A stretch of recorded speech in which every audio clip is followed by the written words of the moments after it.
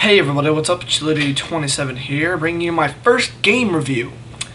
Now, I know I usually do LPs on this channel, but I've always wanted to do game reviews ever since the first day, and what better game to do? I haven't read the title yet. Boop. Super Paper Mario. Now, this review is not going to be too serious, so don't take it too offensive. I do have sunburn, I'm not just sweaty. So, yeah. Enjoy the review. Story. This game has one of the most touching and amazing stories I've yet experienced in a game. For a game. It centers around the love story of Timpani and Blumiere, a couple who is actually very similar to Romeo and Juliet. But after learning of the disappearance of his lost love, Blumiere decides that life holds no meaning or joy and uses the forbidden prophecy of all worlds, to destroy the world. Yeah. And now I say it's like Romeo and Juliet because, well, pretty much, Blumiere comes from a family that doesn't like humans. A human comes along, he falls in love with her, it's blah blah blah blah blah blah blah. And yet, I could make a Twilight joke here, but what's the point?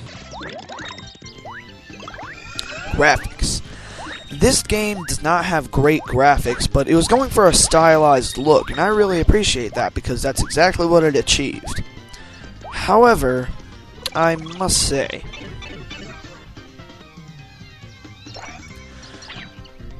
when you flip into 3D, the worlds look a little barren, and, but don't worry, I'll get into that later.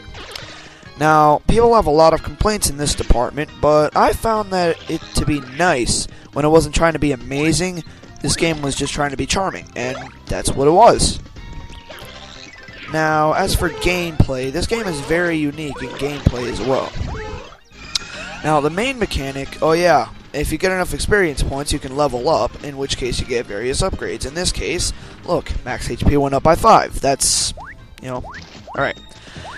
But as far as gameplay goes, the main mechanic is that the game is in 2D and you have to flip to 3D to get over various obstacles. Now, this was very unique, but it was a absolutely huge stretch from the other two Paper Mario games. Another thing is using Tippy to view invisible objects. Now, this game didn't use this mechanic very much, but then again, this game was developed for the GameCube, so I can really understand that. Also, along the way, you collect these things called pixels, which give you various powers, but I really don't know why they look like trippy neon signs from a $5 novelty flea market.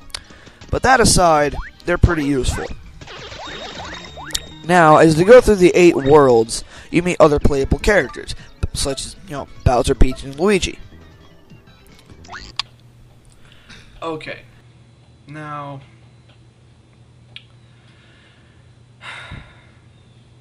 advertising for the game. Ugh.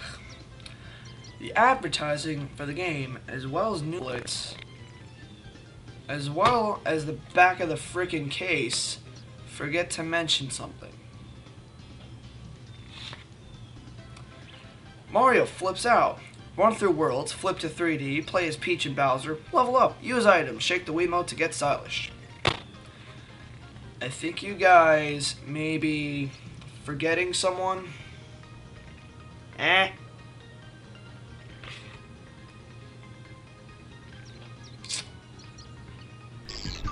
Now, this game isn't without its problems. The constant having to flip back and forth is really annoying, and it hurts you to stay in 3D for too long. So if you die, you go back to the title screen.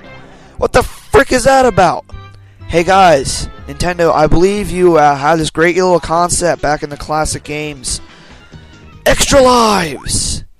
Get some! The bosses. Bosses in this game are just out of control. A huge dragon, a Scottish guy, an ogre child, and Mr. L, to name a few. Enough said. Anyway, take two. Overall, this game is good, but it's not as good as Paper Mario and Paper Mario the Thousand Year Door. But if you enjoyed the first two, this one is definitely worth a good try. So, if it doesn't seem like your thing, it's definitely not. I'm gonna head to my bedroom. That review kind of tired me out a little bit, so only downside is that my bedroom's in 3D, so I'm gonna have to flip. What the? Ow! Oh!